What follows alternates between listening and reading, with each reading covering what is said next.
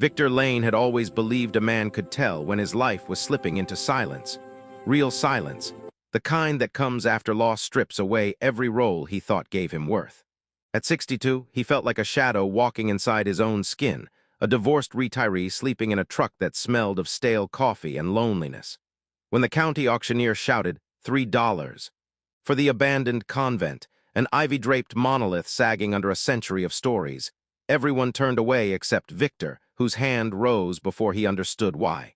Maybe he'd wanted a distraction. Maybe he wanted something broken so he wouldn't feel like the only ruined thing in his life. But when he pushed through the rusted doors the next day, notebook in hand, he felt something he hadn't felt in months. Alertness, a faint ignition of purpose. The corridors breathed with old wood, heavy plaster, and time-bitten silence. Every footstep echoed like it belonged to someone before him. Then, inside the chapel, the air shifted. The marble statue of Mary stood untouched by years, her pale hands extended as though waiting for someone to finally come home. And behind her, the faintest seam in the wall, a whisper of plaster too smooth, too deliberate. Something was hidden here, something waiting. Victor didn't know it yet, but the building he'd bought for the price of a cup of coffee wasn't a refuge for his grief. It was a threshold. And the moment he pressed his hand to that cool chapel wall, a forgotten world stirred awake around him. For days, Victor worked through the convent like a man stitching an old soul back together. And with every rotten floorboard he replaced, every warped beam he examined, the building seemed to breathe a little easier, as though it recognized him. Gus Petton soon joined him, a 70-year-old handyman with weathered knuckles and memories older than most of the town. Together they patched the roof, bolted broken windows, and argued over tools in the companionable way only two lonely men could. But the chapel's strange wall never left Victor's mind. When his trowel struck that hollow sound behind the altar, an instinct older than logic seized him. Gus begged him to leave it alone, fear making his voice softer than his age. "Some secrets ain't ours to open," the old man whispered. But Victor had spent a lifetime solving puzzles. Engineering had trained him to trust the knock of truth when it called. Brick by mismatched brick, he dismantled a doorway someone had deliberately buried. Cold air bled through the widening gap, carrying the scent of stone, dust, and history sealed in darkness. When the opening was large enough, Victor shone his flashlight inside. Stone steps spiraled downward like an invitation from the past. Against every sensible thought, he stepped through the breach, feeling the air cool against his skin. 17 steps down, the world widened. Filing cabinets, crates, medical supplies, an entire hidden refuge preserved beneath decades of silence. And in the center, a journal lying open on a table, its neat handwriting trembling with a truth desperate to be found. The first name he read was Sister Agnes, written in careful strokes that seemed to echo with breath even after nearly 70 years. Page after page revealed a reality more human and heroic than anything Victor had imagined. This wasn't a storage room. It was a sanctuary carved out by women the world had forgotten. Nuns who'd trained as nurses, architects, clerks, and artists had turned their vocations into tools of resistance during a dark era no one publicly acknowledged. Refugees had come to them bleeding, hunted, starving. Children had slept under those stone ceilings. Mothers had given birth by candlelight. And entire families had been smuggled toward new futures because 9 women dared to defy the institutions that governed them. Victor read for hours, lantern lit beside him, until his eyes burned and his throat ached. His own pain, his divorce, his son's distance, the hollow of retirement, felt embarrassingly small beside their courage.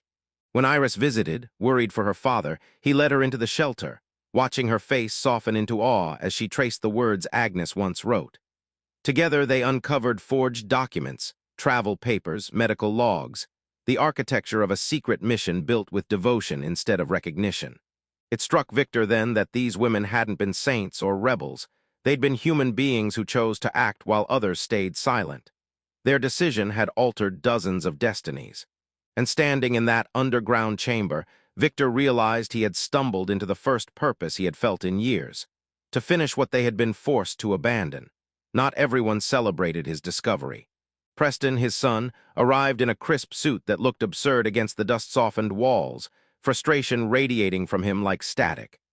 "Dad, this is madness," he snapped, flipping through a journal with the indifference of someone who mistook paper for irrelevance. "You're chasing ghosts while your life falls apart." Victor wanted to remind him that his life had already fallen apart long before this building gave him a reason to get up in the morning. But instead, he let Preston speak, absorbing each cutting word until anger finally stirred within him. Not the explosive kind, but the steady, clear anger of a man who knows he is standing on sacred ground. "These women saved lives," Victor said, voice low. "Their story matters."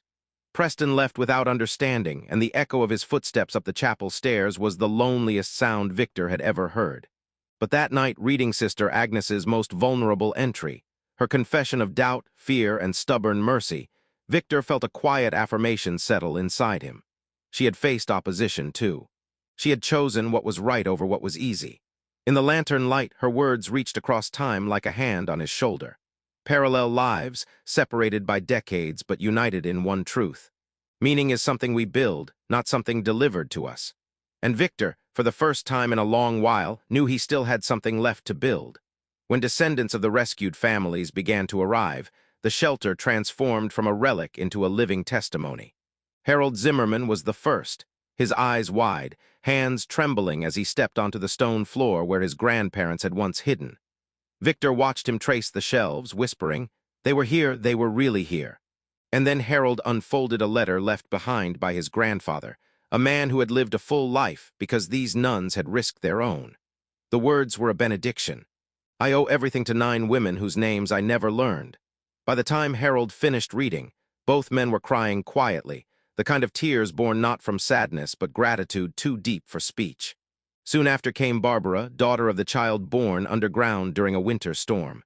She knelt by the medical log, fingertips pressed to the page that described her own birth. "Sister Catherine saved my mother's life," she whispered, "and gave me mine." Victor felt the shelter's walls shift with their presence, as if the convent, neglected for decades, was finally being seen for what it truly was, a cradle of courage, with Dr. Eugene's guidance. They began mapping connections, piecing together the fates of families scattered across continents. Each revelation added another thread to the tapestry of mercy woven by those 9 women. And amid the candle-lit murmur of gratitude, Victor understood that this wasn't just history. It was inheritance, one that had waited for someone willing to listen. Yet history, like truth, is never simple.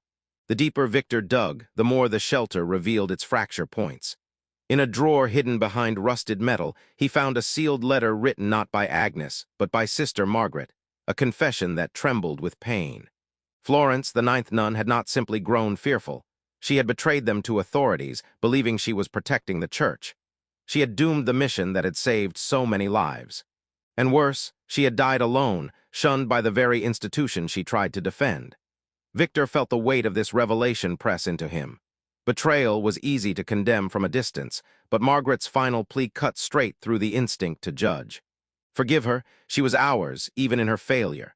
The lines settled into Victor's heart like a quiet truth. How many times had he failed his own family? How many walls stood between him and Preston because both of them were too afraid to bridge the gap? Holding Margaret's letter, he felt a shift within, a readiness to see Florence not as the villain, but as a human being lost to fear. And in that moment, the convent's story sharpened into something larger than defiance or heroism. It became a meditation on flawed courage, forgiveness, and the price ordinary people pay when the world demands extraordinary choices. Armed with Margaret's final clue, Victor climbed into the chapel at dawn, the pale gold light pooling around Mary's outstretched hands. He examined the pedestal with fresh eyes, gently removing bolts buried under layers of paint. When the statue lifted, slowly, reverently, he found a hidden compartment beneath the stone base. Inside lay a bound ledger wrapped in oilcloth, exactly where Agnes had promised it would be placed. With trembling hands, he opened it. Every name, every date, every refugee they had sheltered, complete and unredacted, written in Agnes's determined script.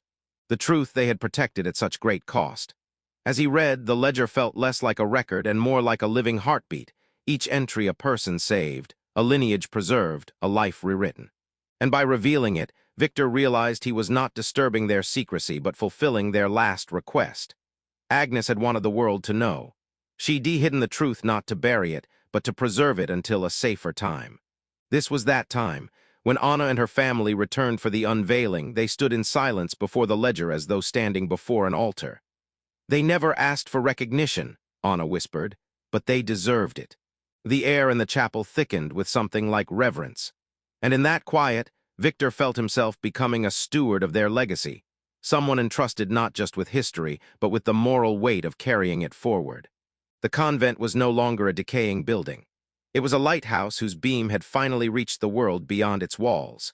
In the months that followed, Victor restored the convent room by room, not as a renovation project, but as an act of devotion. Scholars visited, families visited. People whose lives existed because of the courage buried beneath those stone floors came to kneel where their ancestors once trembled. And in the soft murmur of gratitude, Victor began repairing something more fragile than the roof or the wiring, his relationship with Preston. His son returned one evening, quieter than before, softer around the edges. "I read the journals," Preston admitted. "I didn't understand, but now I do." For the first time in years, father and son stood without anger between them. Pain had brought them here, purpose would carry them forward. And as winter thawed into spring, the convent transformed into a memorial, a testament to ordinary women who had once chosen mercy over fear. One afternoon, standing in the chapel's warm light, Victor rested his hand on the pedestal where he'd found Agnes's ledger. His reflection wavered faintly in the marble, older, worn, but steadier than before. He had come here to escape his broken life.